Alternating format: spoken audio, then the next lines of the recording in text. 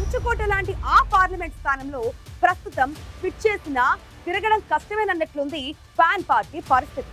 Incharge జైల్లో ఉండడంతో అక్కడ పార్టీని నడిపించే నాదుడే కరువయ్యాడు. దీంతో గతంలో ఎంపీగా పనిచేసిన పాత నాయకుడికే తిరిగి బాధ్యతలు ఇవ్వాలని కోరుతుందిట ఫ్యాన్ పార్టీ కేడర్. అయితే గతానుభవాలతో బాధ్యతలను స్వీకరించేందుకు ఆ నాయకుడు అంత ఆసక్తి చూపించడం లేదుట. అధిష్టానం నుంచి క్లారిటీ వస్తే చూద్దాం అనుకుంటున్నాడట ఆ లీడర్. ఇంతకీ ఏ పార్లమెంట్ స్థానంలో నడుస్తున్నాయి దాగుడు మూతలు?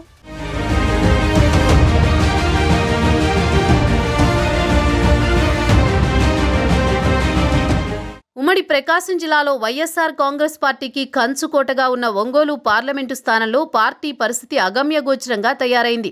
ఒంగోలు పార్లమెంటు వైసీపీ ఇన్ఛార్జిగా ఉన్న చెవిరెడ్డి భాస్కర్ రెడ్డి కేసుల్లో ఇరుక్కుని జైల్లో ఉండడంతో పార్టీని నడిపించే నాయకుడు కరువయ్యాడు.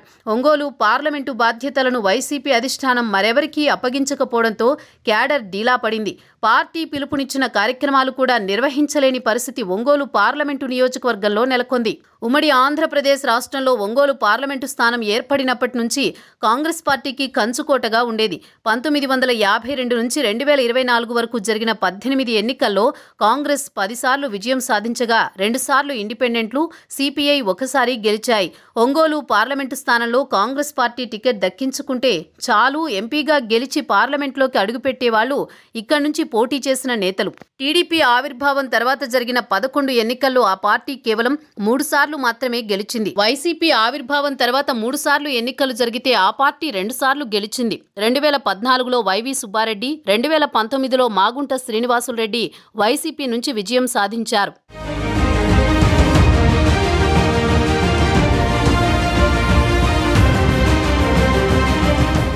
రాష్ట్ర విభజనకు ముందు కాంగ్రెస్ కంచుకోటగా ఉన్న ఒంగోలు పార్లమెంటు స్థానం తర్వాత వైఎస్ఆర్ కాంగ్రెస్ పార్టీకి కంచుకోటగా మారింది. ఒంగోలు పార్లమెంటు నియోజకవర్గంలో రెడ్డి సామాజిక వర్గం ఓటర్లు ఎక్కువగా ఉండడమే దీనికి కారణమని చెప్పుకోవచ్చు. గత ఎన్నికల్లో చేపట్టిన మార్పులు చేర్పుల్లో భాగంగా చెవిరెడ్డికి ఒంగోలు ఎంపీ టికెట్ కేటాయించింది వైసీపీ. 2024 ఎన్నికల్లో సిట్టింగ్ ఎంపీగా ఉన్న మాగుంట శ్రీనివాసులరెడ్డిని పక్కన పెట్టి అధినేతకు సన్నిహితుడైన చిత్తూరు జిల్లాకు చెందిన చెవిరెడ్డి భాస్కర్ రెడ్డిని ఒంగోలు పార్లమెంటు స్థానం నుంచి బరిలోకి దించింది.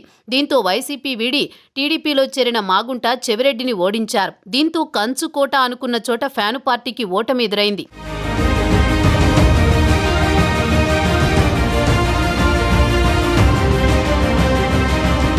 పార్లమెంటు ఎన్నికల్లో ఒంగోలులో మాగుంట వ్యూహాత్మకంగా వ్యవహరించారని చెప్పొచ్చు.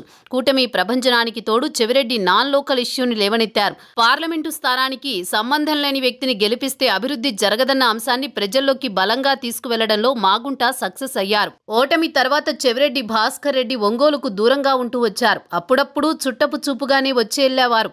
ఇటీవల లిక్కర్ స్కామ్తో పాటు మరికొన్ని కేసుల్లో ఆరోపణలు ఎదుర్కొంటూ జైల్లో ఉన్నారు. దీంతో ఒంగోలు పార్లమెంటు వైసీపీ బాధ్యతలు చూసే నేత లేకుండా పోయారు.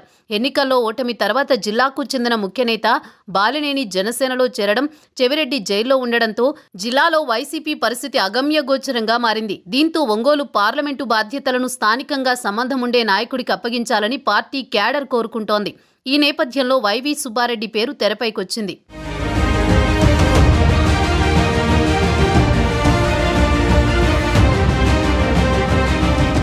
ఒంగోలుతో అనుబంధం ఉన్న మాజీ ఎంపీ వైవీకే పార్లమెంటు బాధ్యతలను అప్పగించాలని ఇక్కడి వైసీపీ క్యాడర్ కోరుకుంటోంది. మారుతున్న సమీకరణాలతో రానున్న ఎన్నికలను దృష్టిలో పెట్టుకుని వైవి సుబ్బారెడ్డిని రంగంలోకి దించాలనే ఆలోచనలో వైసీపీ అధిష్టానం కూడా ఉందంటున్నారు. 2019-24 ఎన్నికల్లో ఒంగోలు పార్లమెంటు స్థానం నుంచి పోటీకి వైవి ఆసక్తి చూపించినా అధిష్టానం ఆయనకు టికెట్ కేటాయించలేదు. దీంతో ప్రత్యక్ష రాజకీయాలకు ఆయన దూరంగా ఉంటూ వస్తున్నారు. ఈ నేపథ్యంలోనే ఒంగోలు పార్లమెంటు బాధ్యతలను స్వీకరించేందుకు వైవి ముందుకొస్తారా అన్న చర్చ పొలిటికల్ సర్కిల్స్లో జరుగుతోంది. తనకు ఎదురైన గత అనుభవాలను దృష్టిలో పెట్టుకుని అధిష్టానం నుంచి పూర్తి క్లారిటీ వచ్చాకే వైవి నిర్ణయం తీసుకునే అవకాశం ఉందని ఆయన సన్నిహితులు చెబుతున్నారు. మొత్తానికి కంచుకోట లాంటి ఒంగోలు పార్లమెంటు స్థానంలో పార్టీ పూర్వవైభవం కోసం వైసీపీ అధిష్టానం ఎలాంటి నిర్ణయం తీసుకుంటుందో చూడాలి మరి.